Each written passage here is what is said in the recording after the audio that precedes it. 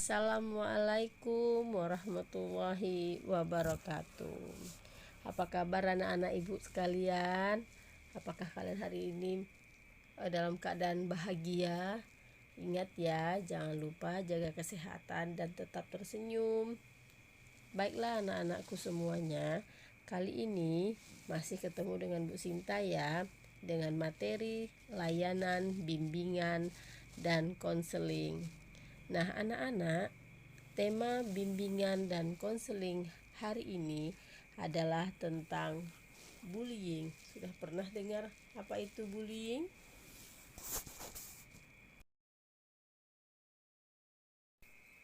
Baiklah, untuk standar kompetensi yang kita pelajari hari ini dalam layanan kali ini yaitu tentang memahami dampak dan cara melawan bullying. Adapun indikator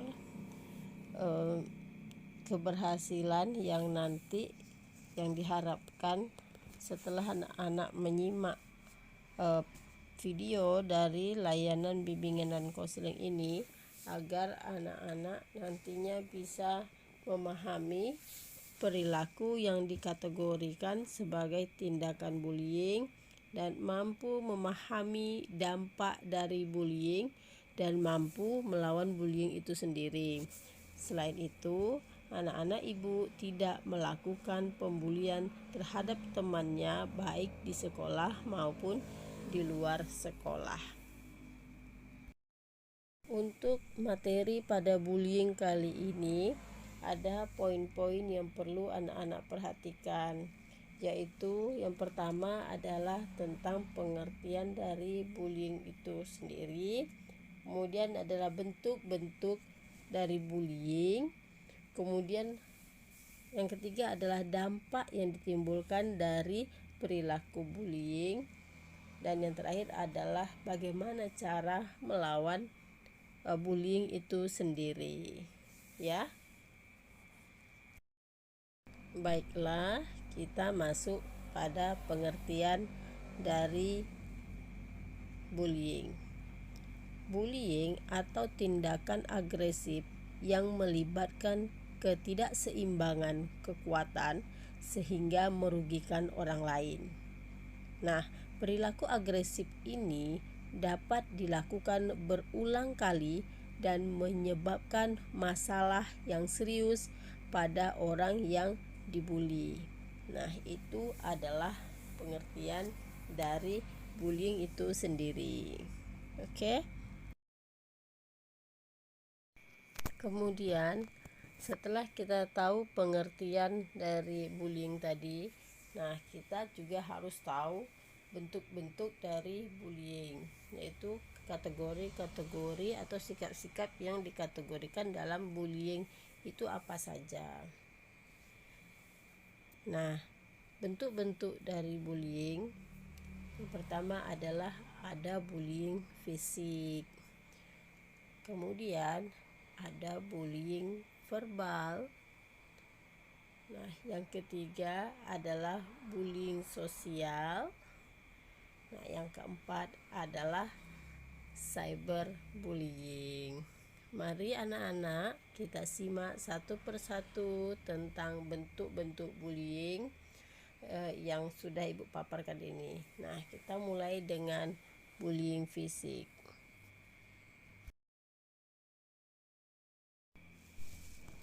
Kategori sikap-sikap yang dikategorikan sebagai bentuk bullying fisik yaitu menendang, memukul, mendorong, ataupun bentuk-bentuk kekerasan fisik ataupun penganiayaan terhadap fisik seseorang. Ini termasuk dalam kategori bullying, dalam kategori fisik. Baiklah anak-anak, bullying tidak hanya dalam bentuk fisik saja loh, ada juga dalam bentuk verbal. Nah, dalam bentuk verbal itu banyak terjadi seperti menghina, kemudian mencaci maki, kemudian mengancam, ataupun kata-kata yang menyakiti orang lain meskipun tidak secara fisik tapi melalui kata-kata, dan itu termasuk dalam kategori bullying verbal ya. Nah, jadi anak-anak ibu untuk tetap menjaga cara bicaranya agar tidak menyakiti perasaan orang lain, agar kamu tidak termasuk dalam orang yang melakukan pembulian melalui verbal. Oke anak-anak. Baiklah anak-anak, selain bullying fisik dan verbal, nah ternyata ada juga namanya bullying sosial. Nah, apa saja sih hal-hal yang bisa kita kategorikan dalam bullying sosial? Nah, yang pertama itu adalah mengucilkan orang lain. Nah, anak-anak, terkadang tanpa kita sadari kita telah melakukan bullying sosial kepada orang lain. Kita terkadang tidak menyakiti orang melalui fisiknya ataupun melalui hinaan, tetapi dengan cara mengucilkan orang lain itu sudah termasuk salah satu bullying sosial. Nah, berikutnya adalah mempermalukan. Nah, mempermalukan juga termasuk dalam kategori bullying sosial. Ya, baik itu mempermalukannya di depan umum maupun tidak. Oke, berikutnya adalah menyebarkan rumor. Nah, menyebarkan rumor juga termasuk dalam bullying sosial, apalagi rumor yang kita sebarkan itu adalah rumor-rumor yang tidak baik sehingga membuat orang lain sakit hati. Nah, itu termasuk dalam bullying sosial. Baiklah, selain bullying melalui fisik, kemudian verbal dan sosial, ada juga namanya cyberbullying. Nah, apa saja sih hal-hal yang masuk dalam kategori cyberbullying? Yang pertama adalah memfitnah orang lain, kemudian mempermalukan orang lain, kemudian menyebarkan rumor. Nah, tujuannya adalah untuk menyakiti orang lain. Nah, tentunya perilaku memfitnah, mempermalukan, dan menyebarkan rumor-rumor tersebut itu melalui teknologi atau media sosial.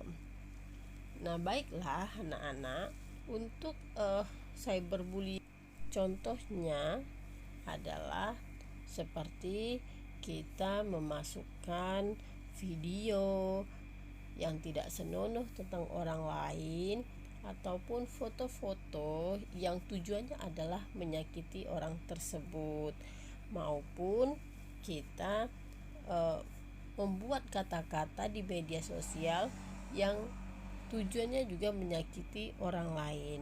Nah, itu adalah salah satu atau contoh-contoh dari yang masuk dalam kategori cyberbullying.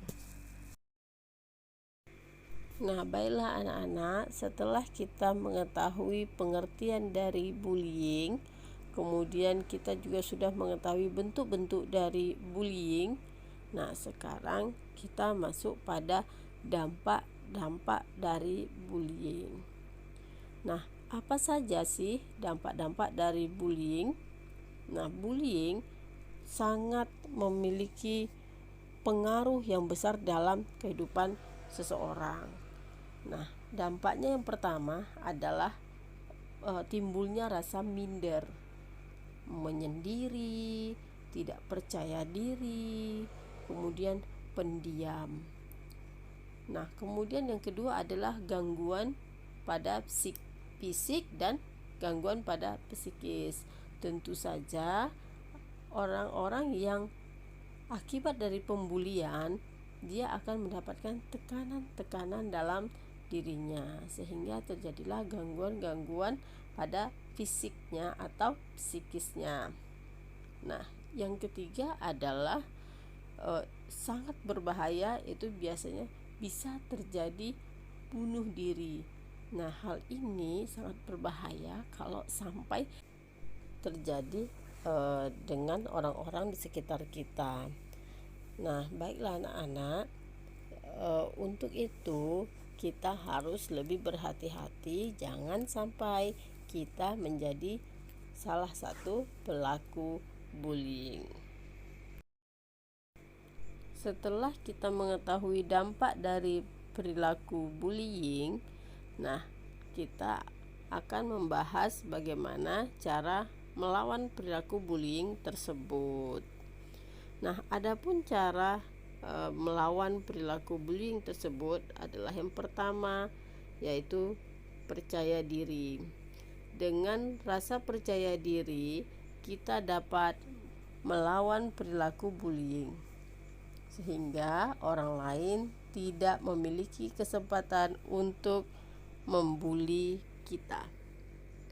Nah, yang kedua adalah bersikap tenang saat ada orang yang mengganggu.